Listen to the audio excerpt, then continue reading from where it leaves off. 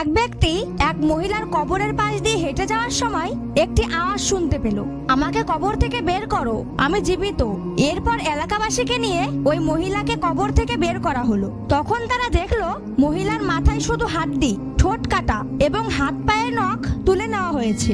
তখন লোকেরা এর কারণ জিজ্ঞেস করলে মহিলাটি বলল, আসলে আমি দুনিয়ায় থাকতে আমার লম্বা চুলগুলো মানুষকে বেপরদা হয়ে দেখাতাম, তাই ফেরেশতারা আমার চুল তুলে নিয়েছে এবং চুলের সাথে চামড়া ও মাংস উঠে গেছে।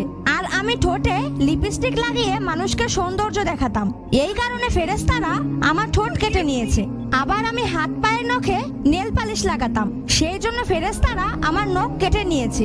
এই কথা বলেই মহিলাটি মৃত্যুবরণ করলো। তারপর লোকজন আতঙ্ক ও কান্নার মাঝে তাকে আবার দাফন করলো। বন্ধুরা, এই দুনিয়ার সৌন্দর্য ক্ষণস্থায়ী, কিন্তু আখিরাতের হিসাব চিরস্থায়ী। যে সৌন্দর্য আল্লাহ